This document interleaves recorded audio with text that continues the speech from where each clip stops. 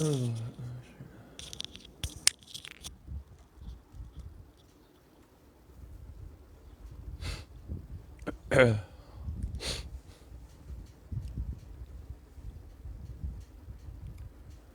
Astaghfirullahaladzim.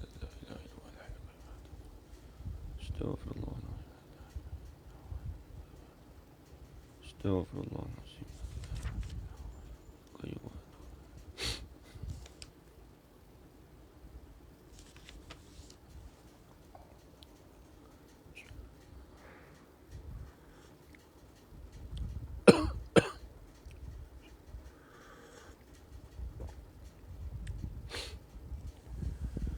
Assalamualaikum warahmatullahi ta'ala wabarakatuh. Bismillahirrahmanirrahim. Alhamdulillahi rabbil alamin. Wal'aqibatu lil muttaqin. Wassalatu wassalamu ala ashrafil anbiya'i wal mursalin. Wa ala alihi wa sahbihi ajma'in. Asyhadu an la ilaha illallah wa asyhadu anna Muhammadar Rasulullah.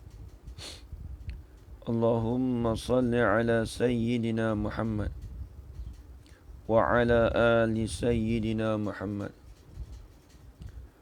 Subhanaka la ilma lana illa ma 'allamtana innaka antal alimul hakim. Qala rabbi shrah li sadri wa yassir li amri. Wahlul 'uqdatam min lisani yafqahu qawli. Wala hawla wala quwwata illa billahil aliyyil azim. Wala hawla wala quwwata illa billahil aliyyil azim. Wala hawla wala quwwata illa billahil aliyyil azim. Bismillahirrahmanirrahim. Allahumma ya man biyadihi maqalidul khairi kulluh wa ilayhi turja'ul amru kulluh. Iftah alayna fathan qariba. Ya Fattah ya Alim ya Fattah ya Alim ya Fattah ya Alim. Iftah alayna fathan qariba. Wa sallallahu ala sayyidina Muhammad walhamdulillahi rabbil alamin. Alhamdulillah. Alhamdulillah, puji-pujian syukur kita kehadrat Allah Subhanahu wa taala dengan segala limpah kurnianya dan izin daripada Allah. Dapat kita bersama-sama pada pagi ini di dalam pengajian kita, pengajian mingguan, yang mana seperti biasa insya-Allah kita akan sambung lagi perbahasan kitab kita, iaitu kitab Munyatul Musalli karangan Syekh Daud bin Abdullah Al-Fatani rahimahullah ta'ala. Alhamdulillah, kita panjatkan syukur pada Allah Subhanahu wa ta'ala kerana Allah Ta'ala beri pada kita kelapangan dan juga kesempatan pada pagi ini dapat kita bersama-sama berhimpun di dalam satu majlis ilmu. Mudah-mudahan Allah Ta'ala berikan keberkatan pada kita di dalam kita menuntut ilmu. Amin ya rabbal alamin. Baik, insya-Allah muslimin muslimat, hadirin hadirat yang dirahmati Allah sekalian, insya-Allah kita akan sambung lagi perbahasan kitab kita, iaitu pada muka surat 4 baris yang kedua daripada atas. Muka surat 4 baris yang kedua daripada atas. Baik, sebelum kita sambung perbahasan kita, semalam saya terlupa satu lagi berkenaan tentang taubat yang kita faham daripada inabah. Inabah tu kita kata kembali, kan? Baik. Kemudian kembali tu dengan mana taubat. Taba yatubu taubatan. Baik, taubat ni apa maksud taubat?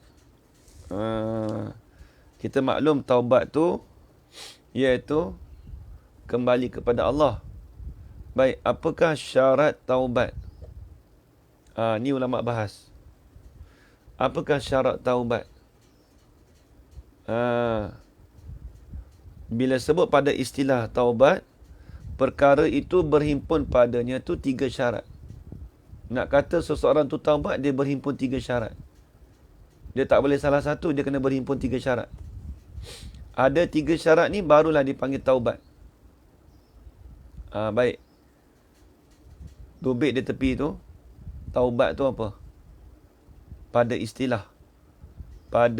Tulis pada lurah dulu Taubat pada bahasa.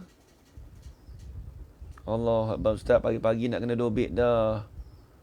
Baru Ustaz nak ingat, belum Ustaz masuk lagi dah kena dobit dah. Letih jenuh ngaji Ustaz ni. Nah ni ilmu jadi tak apa Kita dobit sekejap je, sejam je belajar, bukan lama.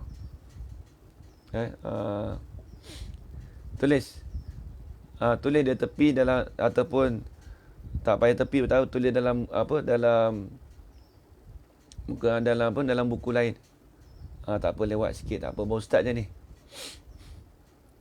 Baik, cuba dobit dobit pada dalam buku.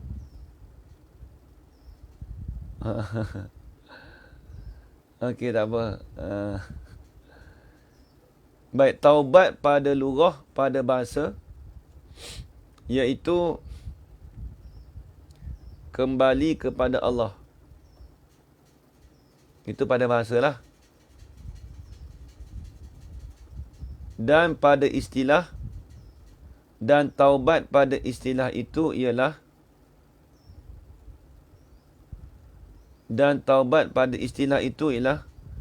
perkara yang berhimpun padanya 3 syarat. Dobit ni catatan. Dobit ni ada 2. Kalau dalam mustalah hadis, dobitan ilmu. Dobit ni kalau di pondok dia panggil cakap dobit. Dia dobit ni dia ada 2. Satu dobit dengan tulisan, satu dobit dengan ingatan, ingat. Dalam mustalah hadis. Dalam mustalah hadis, dobit tu ada 2. Satu dobit dia ingat, satu lagi dobit dengan tulis. Kita ni dobit kau boleh dua-dua sekali. Ingat lagi pula serta dengan tulis.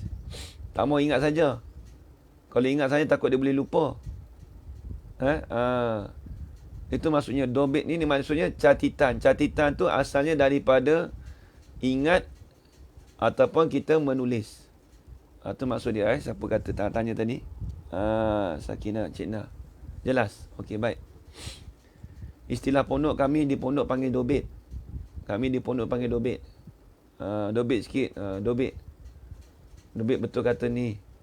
Ada setengah guru kata tulis sikit. Sama lah tu maksud dia. Kita pun pengajian kita ni pun cara pondok. Baik. Taubat pada lugah iaitu kembali kepada Allah Ta'ala. Pada istilah taubat itu ialah perkara yang berhimpun padanya 3 syarat. Taubat pada istilah ialah perkara yang berhimpun padanya 3 syarat. Apa 3 syarat? Tulis itu. Syarat yang pertama, muka surat 3 tapi tak masuk ini, nak bagi dobit dulu. Nak bagi dobit tentang makna makna taubat. Orang kita tanya taubat apa dia? Baik, saya ulang balik. Taubat pada lugah iaitu kembali kepada Allah. Taubat pada istilah iaitu perkara yang berhimpun dengannya, perkara yang berhimpun padanya 3 syarat. Ada 3 syarat berhimpun, 3 syarat ni baru dia panggil taubat. Dobit bahasa Arab. Dobit. Dobit tu bahasa Arab. Dobit tu dalam kitab tu, kalau buku tu besar, dobit dalam buku. Kalau kitab kecil, saya dobit macam ni sebab dulu mengaji. Tapi tulisan Jawi lah. Tulisan Jawi. Tulisan Jawi. Tapi dobit tepi itulah mengiring. Baik. Apa yang dikatakan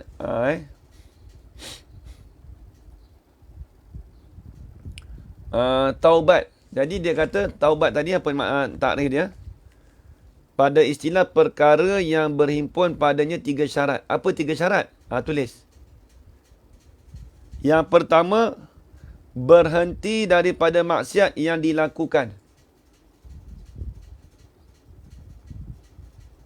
Berhenti daripada maksiat yang dilakukan. Maksudnya tak buat lagi dah.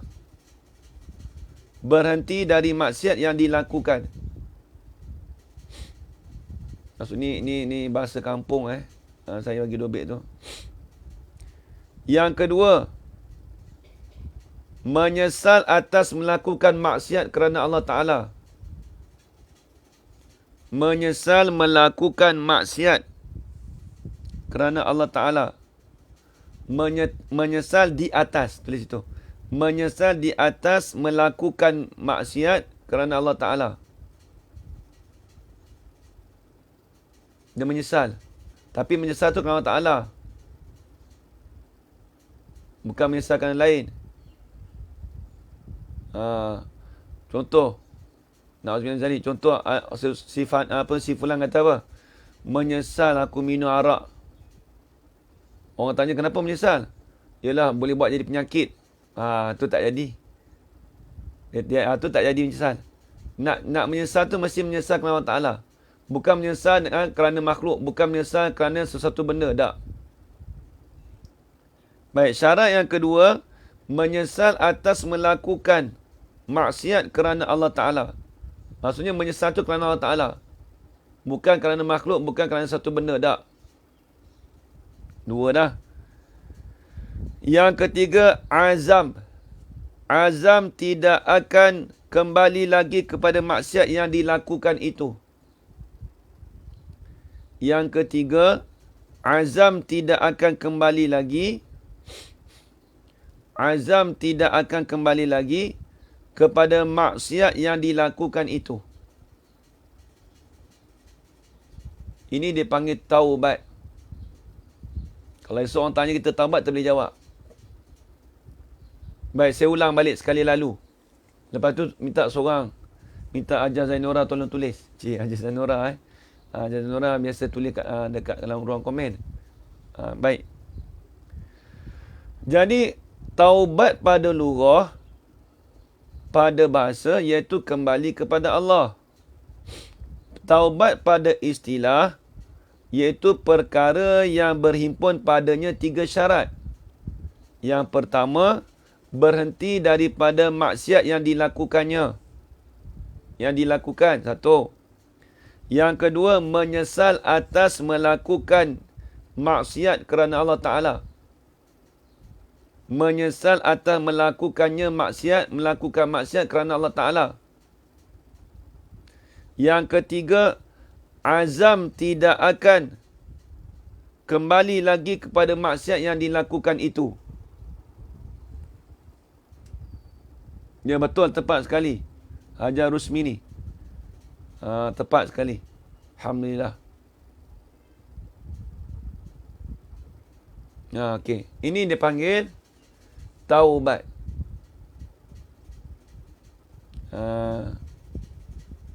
Itu taubat habis itu. Tapi kata ulama, syarat-syarat ni jika maksiat yang dilakukan itu tiada bergantung dengan sesama manusia. Ini tak bergantung dengan sesama manusia. Ini nak cerita kata maksiat tu tidak bergantung dengan manusia. Kalau tak ada salah dengan manusia, tak apalah. Kalau ada salah dengan manusia, kata ulama, jika maksiat dilakukan itu, tiada bergantung dengan sesama manusia. Akan tetapi jika bergantung dengan, kalau bergantung dengan manusia, akan ditambahkan syarat yang keempat.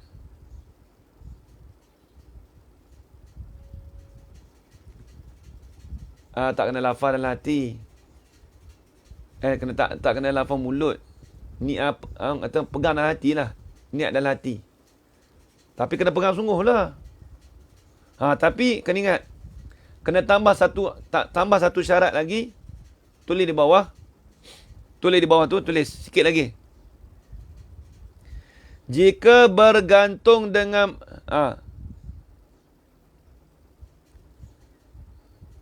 jika maksiat yang dilakukan itu bergantung dengan manusia, tambah sikit lagi. Jika maksiat itu bergantung dengan manusia, akan ditambahkan syarat yang keempat. Jika maksiat yang dilakukan itu bergantung dengan manusia, akan ditambahkan syarat yang keempat.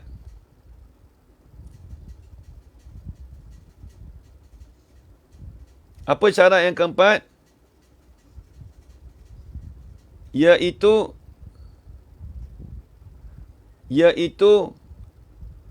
dibalikkan hak-hak kepada empunyanya. Iaitu dibalikkan hak-hak kepada empunyanya. Atau mendapatkan kelepasan dirinya.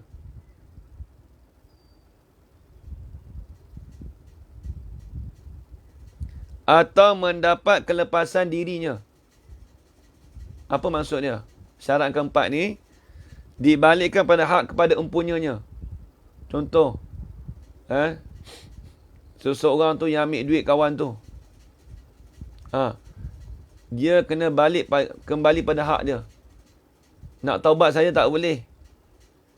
Sebab apa? Dia ada dosa dengan manusia, dia ada salah dengan manusia, dia kena kembalikan hak orang tu tadi balik. Ataupun minta kelepasan. Kelepasan macam mana? Minta maaf. Telefon kawan kita tu. Kita telefon kawan kita minta maaf, kata saya ni baru ni duk ambil duit RM50. Jadi baru ni lama dah ada orang tanya soalan, Ustaz, saya ada buat dosa dengan kawan, tapi kawan tu mati dah. Nak buat lagu mana? Ada orang tanya soalan Ada orang tanya soalan. Jadi orang tu dah mati dah, dia kata. Dia kata dah mati dah orang tu. Jadi kata ulama bahas, kalaulah seseorang tu dah mati, disebut dalam kitab, kita memperbanyakkan membaca Quran, sedekah kita, sedekah kita, dan diniatkan kepada orang yang mati tadi. Kita niatkan pada si mati tadi. Mudah-mudahan Allah Ta'ala terima taubat kita. Dikembalikan hak yang empunya, betul. Maksudnya kembalikan hak dia. Kalau kita ada ambil barang dia ke, kita kembalikan hak dia balik. Kemudian ulama bahas, adakah diterimakan taubat tu? Contoh kita dah menyesal semua, Allah Ta'ala. Jadi ulama bahas, syarat kita dah buat dah. Syarat taubat tu, adakah diterima taubat kita? Ni ulama bahas. Ulama ada beberapa pendapat bersalahan. Contoh, kawan kita mati dah. Dulu kita ada buat salah dengan dia, terlupa nak minta maaf. Dulu kita ada benci dengan dia. Sama Islam, mati dah. Allah, aku ada dosa dengan dia tu. Lagu mana nak buat? Ustaz, 3 syarat yang depan tu dah okey dah. Tapi syarat keempat. Jadi kena ingat, syarat yang keempat ni, ini bagi pendapat mazhab Syafi'i dan pendapat ini bagi pendapat mazhab Syafi'i dengan secara detail. Mazhab Syafi'i kita, syarat yang keempat ni kena secara detail.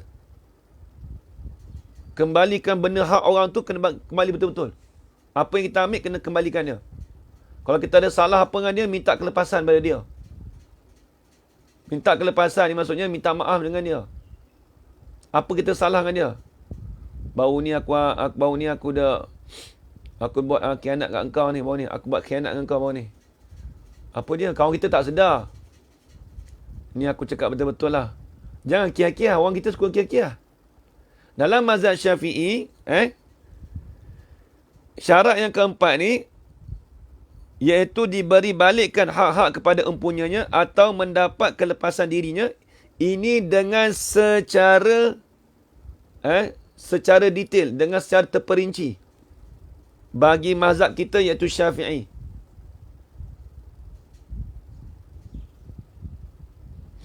Kalau dosa tu masa kecil-kecil dulu tak balik lain cerita. Tak balik ni cerita dah waktu balik. Sebab mukallaf, sebab apa? Sebab dosa pahala tu dituntut. Dosa pahala itu dituntut bagi orang yang mukallaf sahaja. Ajas sakinah. Kalau tak balik dia tak ada kira apa pun. Budak tak balik lagi lagu mana? Main. Tak ada kira dosa pahala pun. Ni kita kira kata taubat ni bagi orang yang dah baligh. Dia waktu kecil tak ambil lah, tak ambil kira. Ni waktu kita besar. Jelas Baik, tengok. Baik, kemudian ulama bahas pula. Jadi nampak kalau kita buat salah orang tu, biar kita jelaskan dia. Kata ustaz ataupun kita kata ni lah, contoh hari raya lah. Tak nanti raya kita ni. Orang kita ni kalau minta maaf ni tunggu nanti hari raya. Tak nanti Kita ni kalau boleh tu, kalau ada salah kawan tu tolong minta maaf terus lah. Ada setengah kawan orang tu dia pendam lama, pendam. Dia tak mau minta maaf. Dia kata tak sampai hari lagi. Tengok-tengok kawan tu mati dah. Allahu Akbar. Menyesal sungguh. Sebab tu ulama bahas, apabila orang tu mati dah, apa yang kita boleh buat? Kata ulama, memperbanyakkan kita sedekah. Sedekah dengan harta kita. Kemudian sedekahkan dengan bacaan zikrullah Al-Quran. Kemudian kita sedekah tu, niatkan pahala kita sampai kepada si mati. Baik, ulama bahas pula. Adakah taubat kita tu diterima? Ulama bahas. Di sini ulama ada berselisih pendapat. Nak tulis boleh Tak tulis pun tak apa. Tapi nak dengar, nak tulis boleh. Elok tulis lah Pendapat Imam Abu Hasan Al-Ash'ari. Dia kata, diterimakan taubat dengan dalil qat'i. Dia. Kalau kita buat pekerjaan syarat tadi tu, 4 syarat tadi tu, dia kata taubat kita akan diterima dengan dalil qat'i. Dengan tidak ada khilaf. Dalil qat'i ni maksud dalil pada Quran dan hadis. Mana dia? Firman Allah Ta'ala, وَهُوَ الَّذِي يَقْبَلُ التَّوْبَةَ عَنْ عِبَادِهِ وَيَعْفُو عَنِ السَّيِّئَاتِ وَيَعْلَمُ مَا تَفْعَلُونَ. Ini surah Asy-Syura ayat yang ke-25. Maksudnya, dan dialah Tuhan yang menerima taubat daripada hamba-hambanya yang bertaubat, serta memaafkan kejahatan-kejahatan yang mereka lakukan dan mengetahui akan apa yang kamu semua kerjakan. Kata Imam Haramain, guru pada Imam Ghazali. Tadi perkataan Imam Hasan Asy'ari. Kata Imam Haramain dan Al-Qadi Abu Bakar Al-Baqillani, mazhab Maliki. Kata Imam Haramain, mazhab Syafi'i kita, dan Imam dan Al-Qadi Abu Bakar Al-Baqillani, seorang yang alim dalam ilmu tauhid. Diterima taubat itu dengan dalil zonni, dia kata. Dengan dalil kuat. Habis itu. Tu dia Jadi ada berselisih, katanya dalil qat'i, katanya dalil zonni. Ada 2 lah. Habis itu.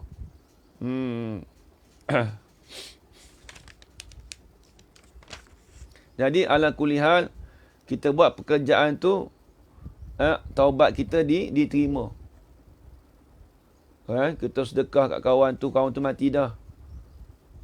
Memanglah kadang-kadang macam tadilah, kalau ustaz benar aib ustaz. Aib setara mana?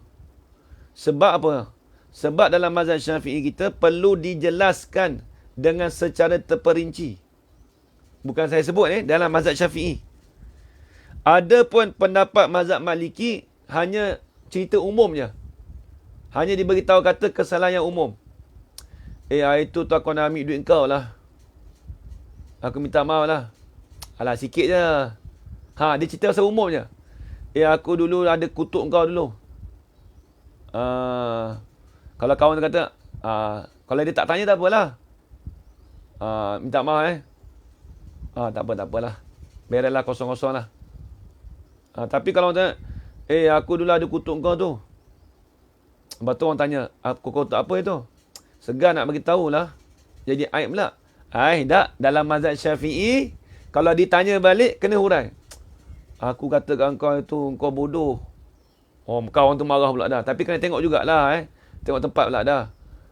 Aku kata kat kau itu, teruk-teruk lah. Cakap itu pun tak apa. Kalau dia kata, tak apalah, aku maafkan, tu tak apalah. Tapi payah juga. Benda-benda macam ni dia itulah. Ni payah. Nak tukar mazhab ni, bertaklid. Nak taklid mazhab ni kena faham. Dia taklid mazhab ni, dia kena tengok semua. Bukan satu part saja kita ambil. Bukan ambil satu part, kita taklid mazhab ni. Dia, sebab tu kata ulama, dalam perbahasan usul fiqh, pendapat yang syaz, pendapat yang dhaif dalam mazhab, contoh kita kata, pendapat yang dhaif dalam mazhab Syafi'i, itu terlebih afdal kita pegang daripada pendapat mazhab lain, walaupun pendapat itu kuat sekalipun. Ini sebut dalam mazhab Syafi'i kita, dalam usul fiqh. Saya ulang balik.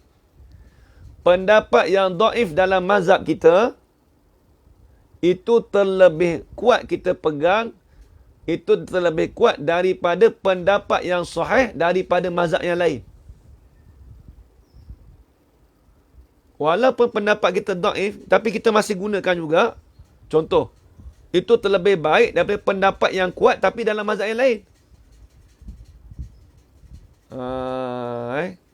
Itu dalam perbahasan ilmu usul fiqh.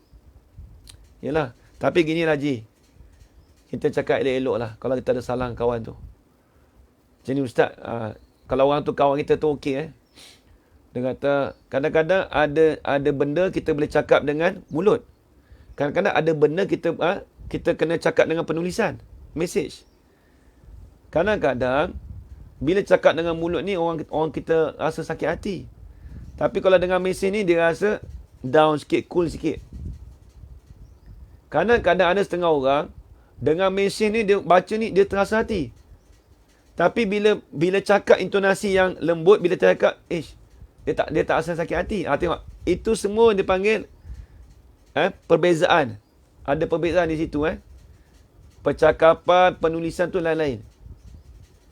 Macam saya saya lebih suka orang cakap mulut. Kadang-kadang bila penulisan tu kadang-kadang kita tak faham intonasi dia. Dia ni nak marah kita ke? Nak bercerita kepada kita ke? Nak bagi tahu pada kita ke? Nak marah ke? Kita tak tahu.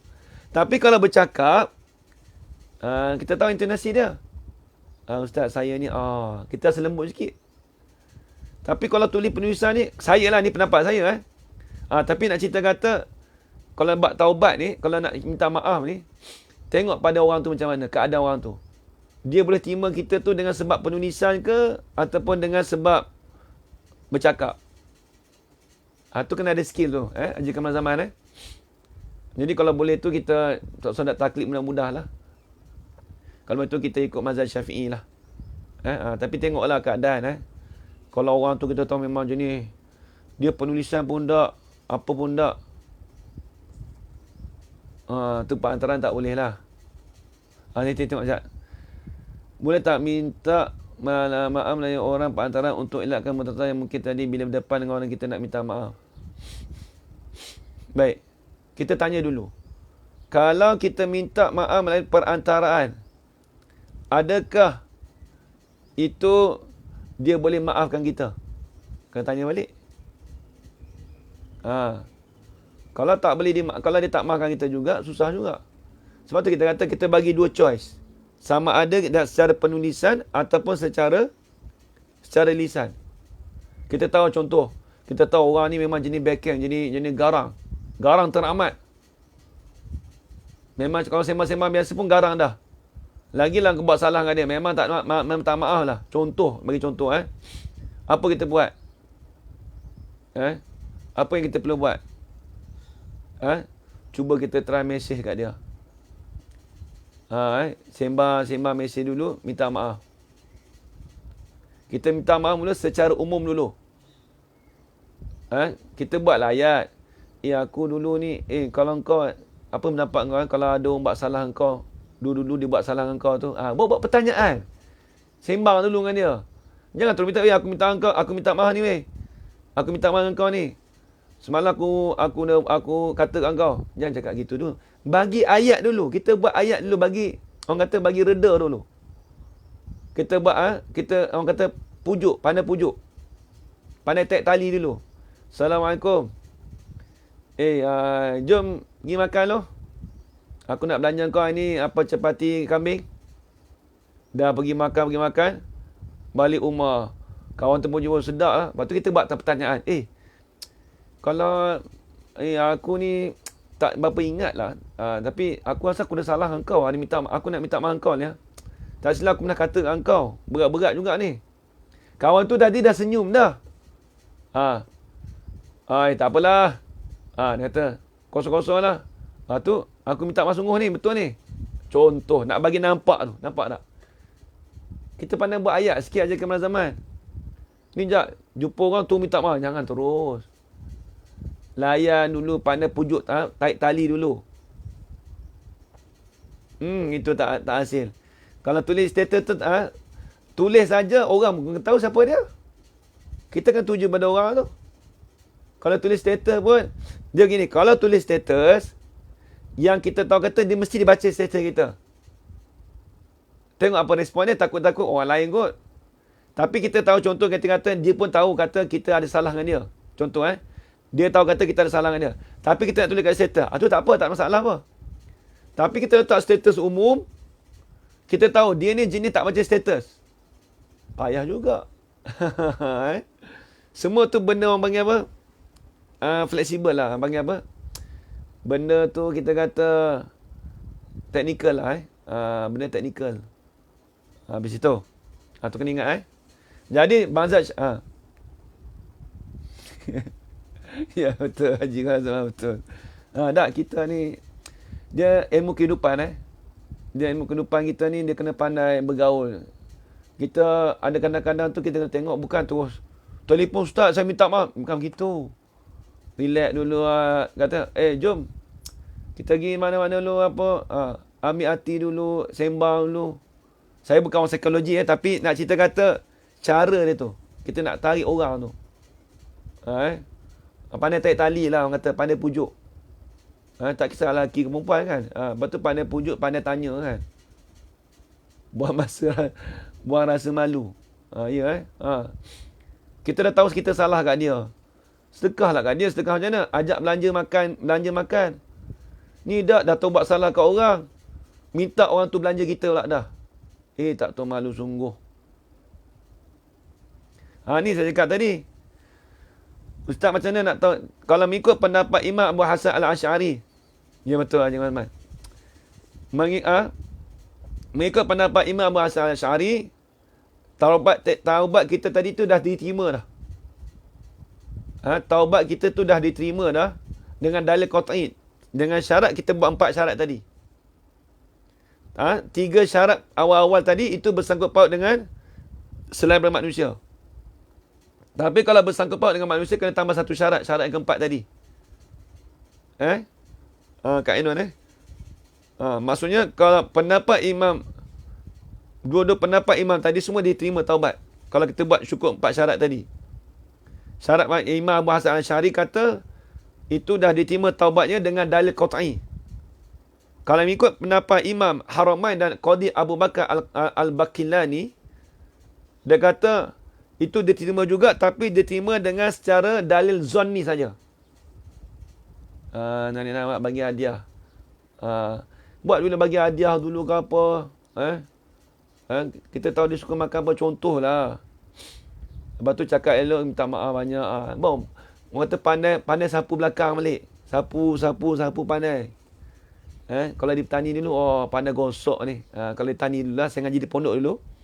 Kawan-kawan tu, pandai gosok kita ni. Dia kata, tu memang, itu momentum lah kata, kata apa? Kata apa? Haji Kamal Zaman tadi, kita kena pandai membina momentum. Itu semua dari segi skill kita lah. Skill kita. Assalamualaikum. Kalau minta maaf, tapi dia kata pergi minta maaf dengan Tuhan, maaf kita diterima tak? Tak, kita tanya dulu. Tak, kita minta maaf. Baik, kita kesalahan kita dengan dia. Dengan Tuhan kita minta maaf dah. Baik. Ulama bahas, kalau kita minta maaf dengan dia, kita minta maaf dengan dia, tapi dia tak maaf. Adakah dia terima? Kata ulama, diterima juga. Sebab apa? Sebab 4 syarat tu kita dah buat dah. Semalam aku kata kat engkau teruk-teruk lah. Tiba kata aku tak terima maaf kau. Tuan kata, pergi minta maaf dengan Tuhan. Dia kata itu. Dengan Tuhan kita lepas dah. 3 syarat daripada mula-mula. Apa 3 syarat mula? Berhenti berperkara maksiat tadi. Kemudian kita menyesal. Kemudian kita berazam. Yang keempat kita minta maaf dengan dia tu. 4 syarat kita buat, itu terpulang pada dia. Nak maaf, tak maaf, terpulang pada dia. Terpulang kepada dia. Asalkan kita dah lepas 4 perkara ni. Dan lepas daripada 4 perkara ni. Tu habis itu. Baik, tengok kitab. Habis kita baru kita boleh masuk tajuk baru. Sebab perbahasan taubat tu kadang-kadang orang tanya kita macam-macam. Kadang-kadang orang tanya kita, kadang anak tanya kita, tanya ibu macam mana nak taubat apa semua kan. Adapun solat sunat taubat itu sunat sahaja. Yang wajib yang ni tadi. Yang wajib 3 syarat tadi. Kalau dengan manusia 4 syarat itu yang wajib. Itu perkara wajib. Tak buat yang wajib, kalau kita buat benda sunat, tak akan diterima.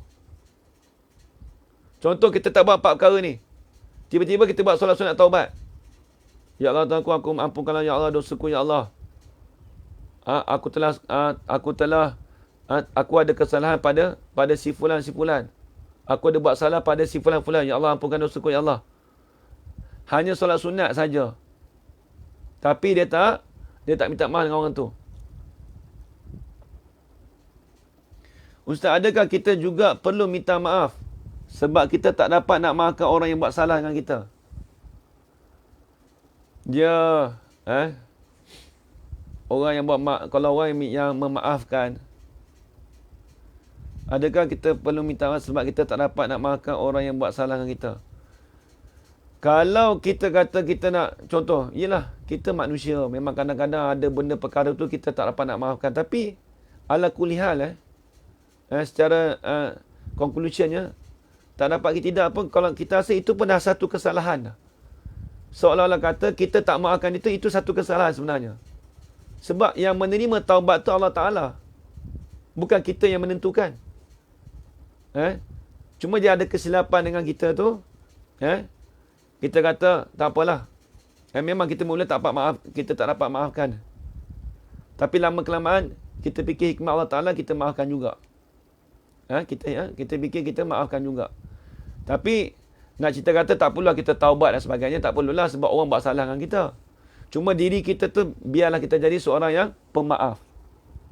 Kalau orang berkenaan letak syarat macam mana Ustaz? Syarat macam mana? Kalau syarat itu membawa kepada maksiat, tak boleh kita ikut. Kena ingat Haji Jaidin. Kalau dia letak syarat membawa kepada perkara maksiat, tak boleh kita ikut.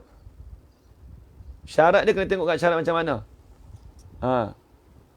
Habis. Terlewat sebab, okey tak apa. Okey. Ustaz, kawan melabur Melayu saya, pelaburan jatuh dia marah syarikat itu dengan saya sekali. Saya ada ajak tapi dia yang rela sendiri. Saya pun hilang pelaburan Ustaz, dia cakap takkan maafkan. Kita tengok mana boleh cakap gitu. Dia gini. Kita ajak dia yang sanggup. Dan kita sendiri pun memang jatuh pelaburan kita. Dia cakap takkan maafkan. Kita tengok, kita ajak dia tu macam mana? Dia marah syarikat tu dengan saya sekali. Kita dah bagi tahu dia, ini syarikat sekian-sekian macam ni. Kalau dia jatuh pun sama-sama jatuh. Kalau dia redha, tak apa. Kita nak minta maaf dengan dia sebab apa? Tapi ala kuliah, walaupun dia kata gitu, kita minta maaf juga kat dia juga. Bagaimana taubat dengan makhluk lain, contoh haiwan kalau menganiayanya. Ini begitu juga. Ini yang kita kata 3 syarat tadilah. Syarat yang awal tadi. Syarat yang awal tadi. Kita menyesal lah dengan sebab binatang tadi. Habis itu. Solat taubat itu jika kesalahan kita hanya dengan Allah SWT. Tak, solat taubat itu perkara sunat. Kalau kita ada kesalahan dengan Allah Ta'ala sekalipun, kita minta maaf, 3 syarat tadi penting. 3 syarat tadi pun penting. Ustaz, jika orang tu bukan Islam dan telah mati dan tak dapat dikesal di keluarganya, bagaimana? Ni masalah apa ni? Jika orang itu bukan Islam dan telah mati dan tak dapat dikesal di keluarga, bagaimana? Ni tak ada Allah Alam perbahasannya, tak tahulah. Perbahasan apa nak tanya ni? Nak cari dia ke macam mana? Jazulaidah. Soalan tu wallah alam, tak jadi pelik sikit tu. Jika orang tu bukan Islam dan telah mati dan tak dapat dikesal di keluarga, bagaimana? Nak pergi cari dia ke macam mana? Ni tak ada sangkut paut dengan minta maaf tak dapat dikesal di keluarga. Saya pun tak faham soalan tu. Tak apalah. Okey, baik, kita tengok kitab kita balik. Bismillahirrahmanirrahim. Harap semua jelas bab taubat ni. Harap semua jelas.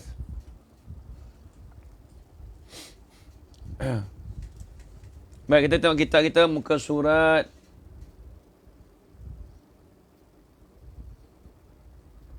bagaimana kita bersalah pada orang yang bukan Islam. Baik. Sebab tu dia kata, dia sebut siapa dia kata disebut dalam kitab, iaitu diberi balikkan hak-hak kepada empunyanya. Kita pernah bagi simpan pada orang bukan Islam tu, Ustaz. Okey, baik. Jadi kita ada buat kesilapan. 4 perkara ni je. Jadi bukan di sini ni kalau buat kesilapan ni tak boleh kata sedekahkan Fatihah tu, tak boleh lah. Cuma kita kata kita pernah buat kesilapan dengan orang kita, ini just hanya 3 syarat saja. Ini untuk 3 syarat saja. Kita minta Allah Ta'ala ampunkan kita. Apa yang kita pernah buat dosa-dosa kita dengan makhluk. Contoh binatang ke, dengan orang kafir ke. Ni sama tadi dengan orang bukan Islam tadi. Sebab apa? Sebab itu dia bukan orang Islam. Jadi bila dia dah mati, kita tak sempat tu. Jadi mudah-mudahan Allah Ta'ala ampunkan dosa kita. Kita minta taubat gitu je lah. Bukan kata Ustaz, saya nak hadiahkan sedekah untuk dia. Mudah-mudahan Allah Ta'ala terima ampunan saya. Dah, sedekah tak boleh dah, niat untuk dia. Kalau kita nak sedekah pun, untuk pahala kita sahaja. Bukan untuk orang bukan Islam. Habis tu. Baik, kita tengok kitab lagi. Pembahasan tu panjang dah, habis. Baik, kemudian kita tengok kitab kita. Jadi tu pembahasan dalam kitab tadi saya beritahu. Muka surat 4. Qala al-musannif rahimahullahu ta'ala. Firmannya Allah Ta'ala lagi. Dan lagi firmannya. Firman Allah Ta'ala. Qad aflahal mu'minun. Alladzina hum fi salatihim khashi'un. Tengok.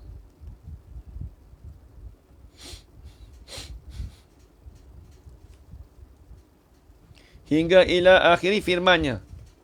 Walladzina hum ala salawatihim yuhafizun. Jadi ayat 1 sampai ayat ke-9.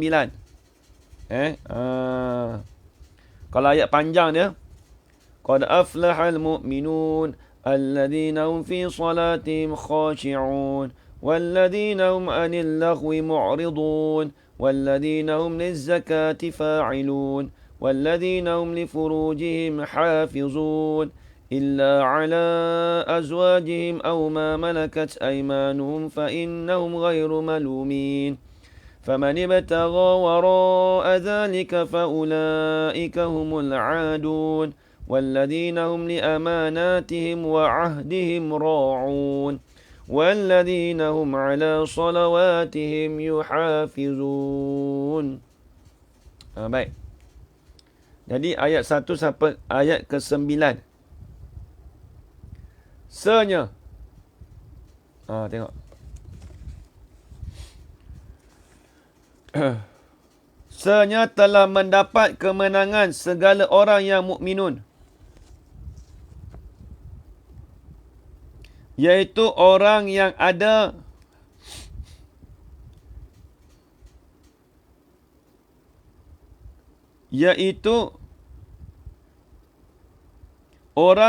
mereka itu khusyuk, yakni tetap anggotanya, tak terkala sembahyang hingga akhir.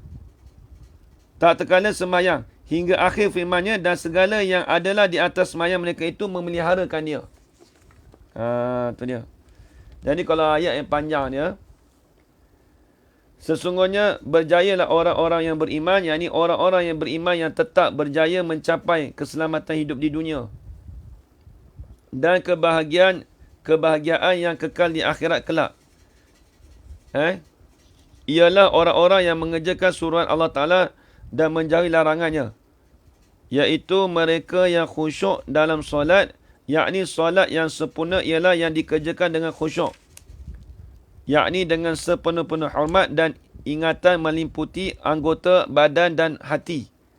Dan mereka yang menjauhkan diri daripada perbuatan dan perkataan yang sia-sia. Dan mereka yang berusaha membersihkan hartanya dengan menunaikan zakat harta itu. Dan mereka yang menjaga kehormatan, yakni menjaga nafsu syahwatnya daripada perbuatan zina dan liwat. Perhubungan jenis lelaki dan lelaki. Musahaqah, yakni perhubungan jenis perempuan dengan perempuan sebagainya. Kecuali kepada isterinya atau hamba sahayanya, yakni hambanya yang perempuan. Habis itu. Tu kalau apa? Itu terjemahan daripada ayat yang pertama sampai ayat ke-9. Tengok dalam tafsir Al-Quran. Baik. Kemudian kita tengok lagi. Kata dia, yakni tetap anggotanya, iaitu orang yang ada mereka itu khusyuk. Apa khusyuk? Yakni tetap anggotanya kekal sembahyang.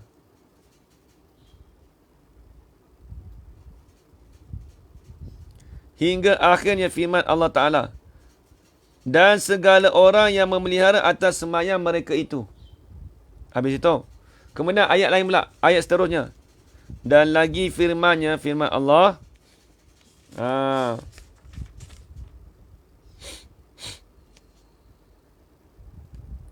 Illal musallin alladhina hum ala salatihim daimun. Itu dia. Melainkan orang yang sembahyang, yang atas sembahyang mereka itu, yang berkekalan memeliharakan sembahyang. Melainkan orang yang sembahyang atas mereka itu, yang berkekalan memelihara akan sembahyang itu. Jadi maksudnya, orang-orang yang sembahyang lah. Mereka itulah sentiasa mengekalkan, sentiasa dapat memeliharakan akan sembahyang mereka itu. Itulah dikatakan orang-orang yang berjaya.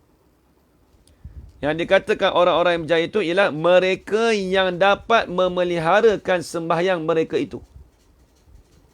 Sebab itu illal musallin. Siapa dia orang-orang yang berjaya? Iaitu orang yang dapat mengekali dan memeliharakan sembahyang itu. Itu maksud dia. Habis itu. Baik.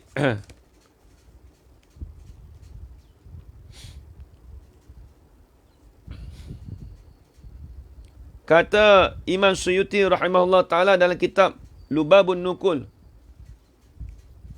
Kata sahabat, Kana. Mengeluar oleh Ibnu Abi Hatim dari Ibnu Sirin. Kana sahabatu yarfa'una absarahum ila as-sama'i fi shalah. Fanazala alladhina fi salatihim khashi'un. Artinya para sahabat mengangkatkan mata-mata mereka ke langit ketika bersolat. Maka turunlah ayat ini. Jadi ayat ini turun. Turun ayat ini. Alladhina hum fi salatihim khashi'un. Itu dia. Dari ayat tersebut Allah Ta'ala memberi peringatan kepada segala tabiat-tabiat manusia. Ini ayat ni ada asbabun nuzul ya. Illal musallin alladhina hum ala salatihim daimun. Apa maksud ayat ni? Dari ayat ni Allah Ta'ala sebut memberi peringatan pada segala tabiat-tabiat manusia dan bersifat mereka dengan keluh kesah dan terkejut dan megah dan menegah yang berhimpun kan segala usul akhlak yang dicelakan. Kemudian Allah Ta'ala mengecualikan orang-orang mukmin yang beramal amalan soleh supaya jadi mereka itu sebagai tauladan dan contoh untuk manusia keseluruhannya. Maksudnya di sini Allah Ta'ala nak cerita kata orang yang berjaya itu melainkan mereka itu yang solat dan dapat memelihara dan juga mengekalkan semayang mereka itu. Allah Akbar. Ini cerita bab semayang. Habis itu. Baik, kita tengok kitab lagi. Maka diistisnakan. Istisna. Apa istisna? Yakni dikeluarkan mereka itu orang semayang. Diistisna itu dengan mana yang dikecualikan.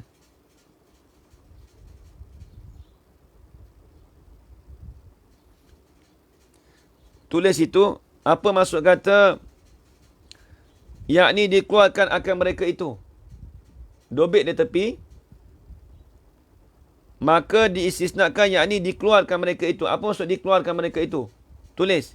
Iaitu yang dikecualikan daripada sifat-sifat yang jahat. Iaitu dikecualikan daripada sifat-sifat yang jahat kepada sifat dan kelakuan yang mulia. Itu maksud kata pengecualian. Kita buang sifat-sifat jahat, kemudian pergi kepada sifat dan kelakuan yang mulia. Itu maksudnya. Yakni dikeluarkan mereka itu daripada bagai manusia. Yakni jenis manusia.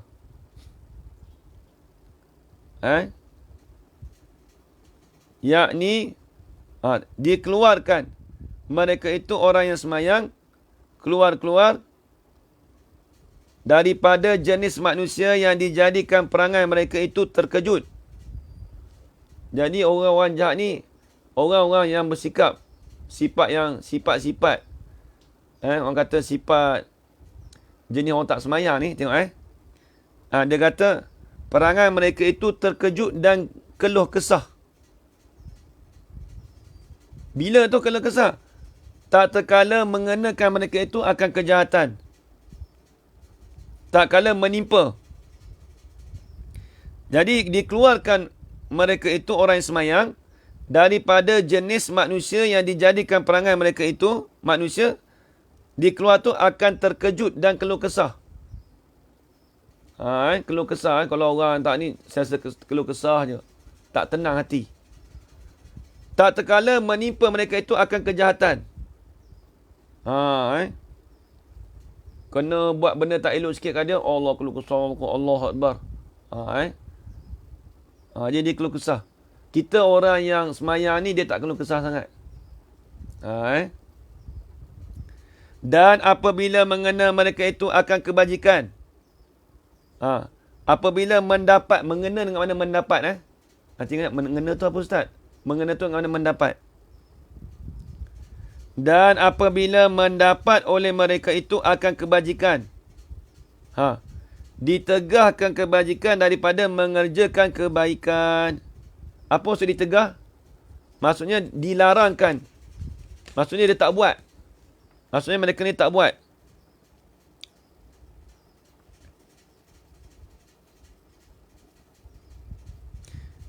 Yang ini bersengatan takut. Ditegahkan kebajikan daripada mengerjakan kebajikan. Artinya tulis itu. Apa maksud kata ditegahkan kebajikan daripada mengerjakan kebaikan? Iaitu bersangatan takut. Bersangatan takut iaitu takut kepada Allah Ta'ala daripada melewatkan sembahyang asar dan daripada waktunya. Yang kedua, takut kepada musuh. Takut kepada musuh yang langgar pada waktu sedang sembahyangnya.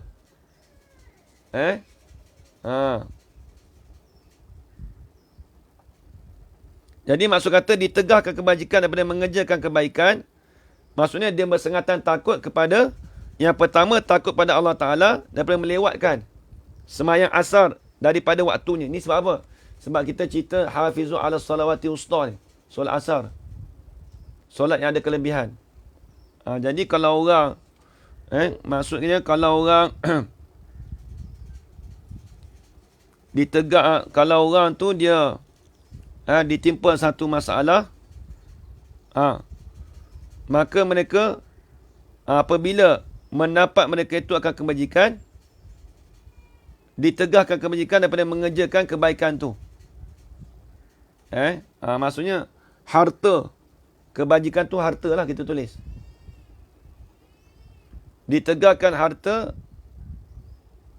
Yang saya dobek dulu ni gini. Dan apabila mendapat oleh mereka itu. Mereka itu siapa? Iaitu manusia. Tulis itu.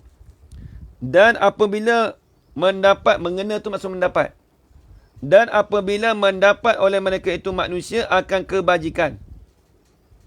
Bila dapat benda baik ni, ditegahkan kebajikan daripada mengerjakan kebaikan. Apa maksud ditegahkan? Maksudnya dia tidak mendapat. Ditegahkan kebajikan, contoh.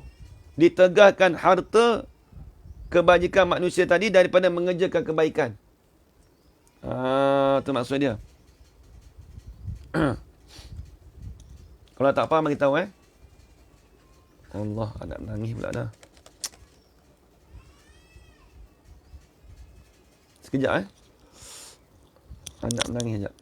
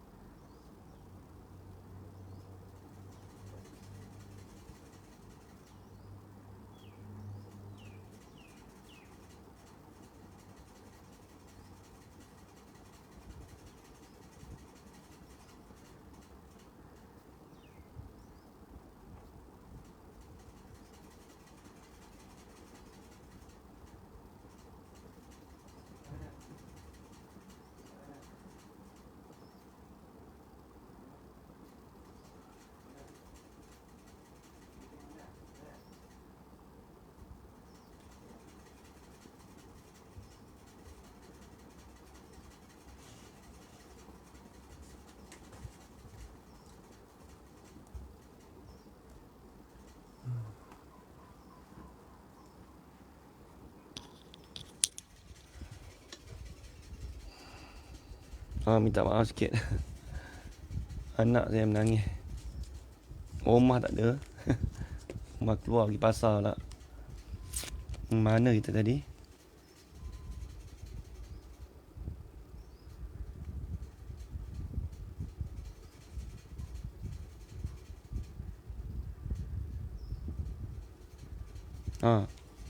Jadi maksud kata ditegahkan kebajikan daripada mengerjakan kebaikan. Tulis itu. Okey, tak apa. Saya pun nak habiskan sikit lagi. Saya pun tak ada tengok jam. Apa. Baik. Jadi, apa yang dimasukkan ditegahkan kebajikan daripada mengerjakan kebaikan. Ni ayat ni macam berbelit sikit. Maksudnya gini. Apabila mendapat mereka itu kebajikan. Apabila mendapat mereka itu kebajikan, ditegahkan kebajikan itu daripada mengerjakan kebaikan. Kebajikan dengan kebaikan. Maksudnya apa? Di sini dengan makna bersangatan takut. Dengan mana dia bersangatan takut? Maksudnya dia takut pada Allah daripada melewatkan sembahyang asar daripada waktunya. Maksudnya gini. Benda kebajikan tu ada dah. Tapi ditegahkan. Ditegahkan kebajikan tu apa dia? Contoh takut lewat masuk. Sembahyang lewat. Dilewatkan sembahyang tu. Bila kita lewat tu maksudnya kita membuat kebajikan tu jadi lambat. Kita membuat kebajikan tu dia jadi lambat. Maksud kata ditegahkan kebajikan daripada mengerjakan kebaikan. Kebajikan tu apa contoh? Semayang. Ditegahkan semayang tu, ataupun kita kata harta lah. Kita bagi contoh harta. Harta tu benda kebajikan kan? Baik, tengok. Dia kata ditegahkan kebajikan. Yang ni ditegahkan harta. Kita tulis harta. Harta manusia tadi tu daripada mengerjakan kebaikan. Tulis itu maksud dia. Jadi dengan sebab kita mendapat kebajikan, kita dapat harta. Tapi dapat harta tu dengan sebab harta tu, kita ditegahkan kita daripada mengerjakan kebaikan. Asal harta tu dapat baguslah.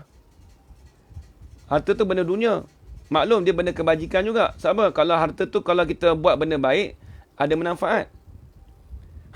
Tapi dengan sebab harta tadi tu dapat menegahkan kita daripada mengerjakan kebaikan. Apa kebaikan? Itu sembahyang. Tuan nampak. Saya ulang balik. Apabila mendapat mereka itu akan kebajikan. Apa kebajikan? Tulis. Iaitu seperti harta. Seperti harta kita tulis. Ditegahkan kebajikan daripada mengerjakan kebaikan. Ditegahkan harta tadi daripada mengerjakan kebaikan. Apa? Dengan sebab kita dapat harta tadi tu, kita lewatkan semayang. Kita melewatkan semayang kita. Contoh. Dapat harta tu kebajikan lah. Untuk kita. Tapi kebaikan tu apa? Benda ibadat. Dengan sebab kita dapat harta tu, ditegahkan kita daripada mengerjakan kebaikan. Itu maksudnya. Habis itu. Maka seperti bahawasa Allah Subhanahu Wa Taala berfirman, bahawasanya orang yang sembahyang atas sebenarnya tiada mereka itu daripada yang kelah kesah. Tengok. Allah Taala berfirman. Ya, betul. Jadi gini. Asal kebajikan kita kerja. Tapi dengan sebab kita kerja tu, kita melewatkan solat kita. Melewatkan kebaikan kita. Itu maksud dia betul, tepat sekali. Itu bagi contoh tu tepat sekali. Habis. Maka seperti bahawa Allah Subhanahu Wa Taala berfirman, bahawasanya orang yang semayang atas sebenarnya, kalau orang betul-betul semayang, tiada mereka itu orang yang semayang tadi tu daripada, ini setengah daripada yang keluh kesah dan terkejut.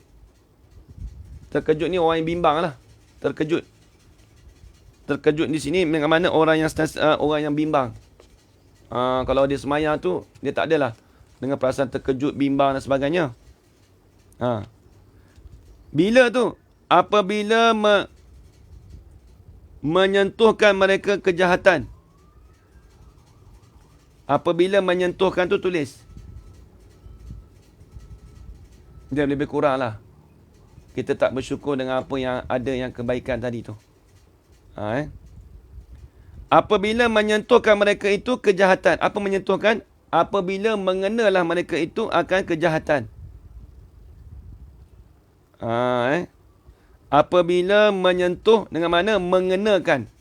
Sentuh ni dengan mana apa? Mengenakan. Tulis itu. Ni bahasa orang dulu. Ni payah sikit. Dia kata menyentuh.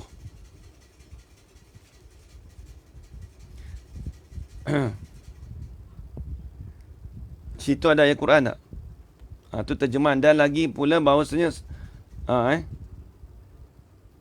maka seperti bahawasanya Allah Subhanahu Wa Taala berfirman.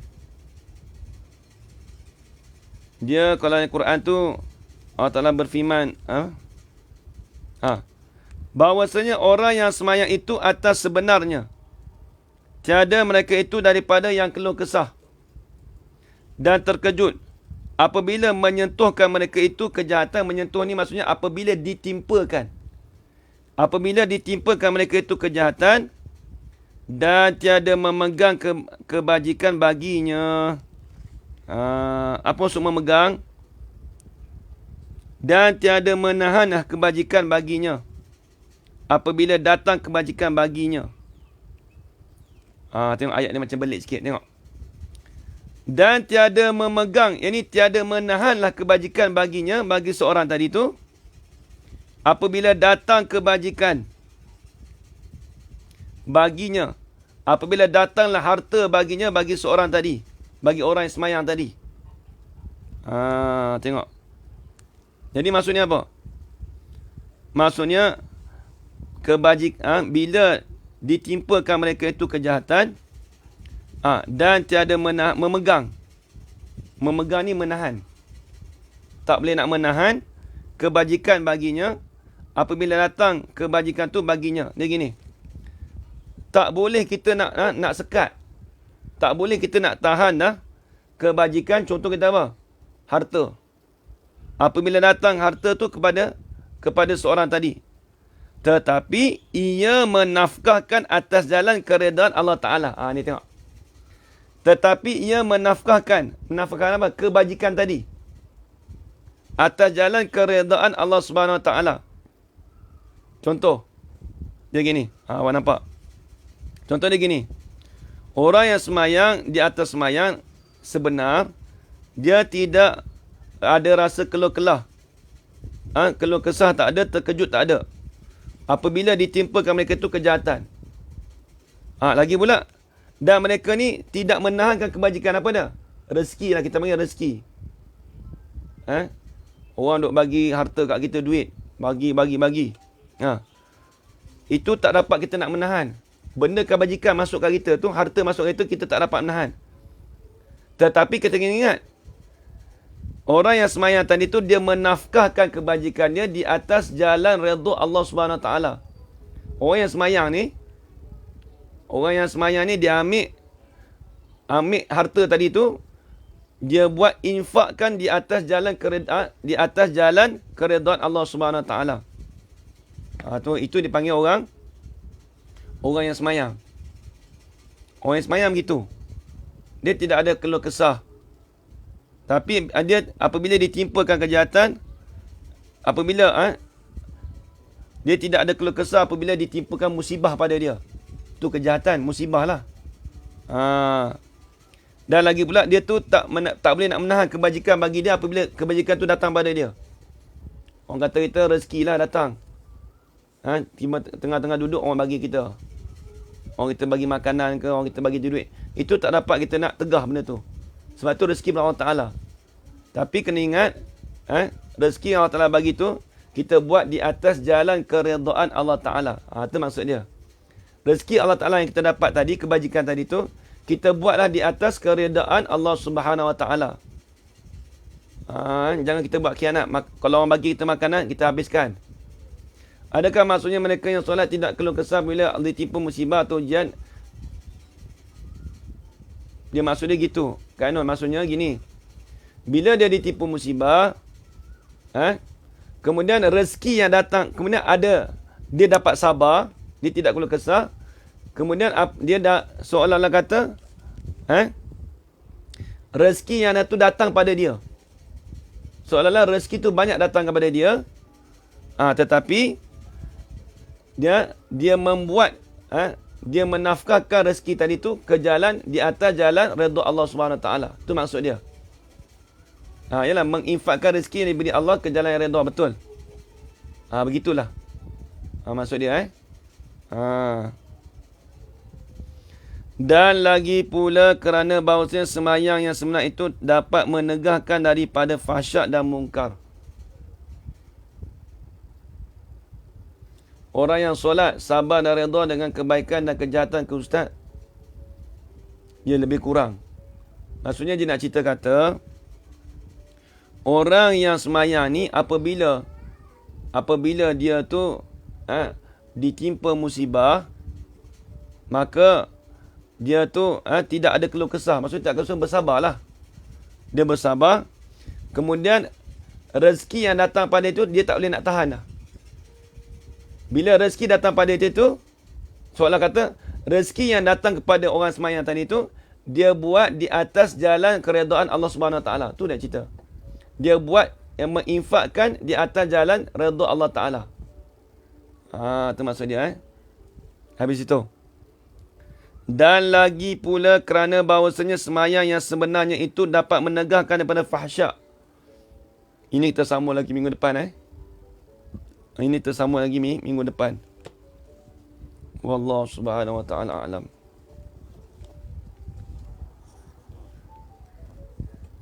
Jadi semua faham Alhamdulillah.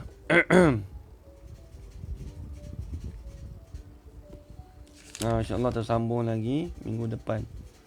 Malam ni InsyaAllah kita nak start malam ni kitab Penawar Bagi Hati. Kita nak start Penawar Bagi Hati InsyaAllah. Perbahasan yang mula lah InsyaAllah malam ni. Dalam 9 suku atau 9.20 lah malam ni InsyaAllah. Jadi sekarang itu saja tuan-tuan, perempuan, ibu-ibu dakyat sekalian. Saya minta maaf kalau ada salah silap atau terkasar bahasa daripada saya. Yang baik itu datang dari Allah SWT dan lemah itu datang daripada diri saya sendiri. Aku qali hadza wa astaghfirullah li wa lakum. Wassalamualaikum warahmatullahi taala wabarakatuh. Amin amin amin amin ya rabbal alamin. Bismillahirrahmanirrahim. Alhamdulillahirabbil alamin wassalatu wassalamu ala asyrafil anbiya'i wal mursalin wa ala alihi washabihi ajmain.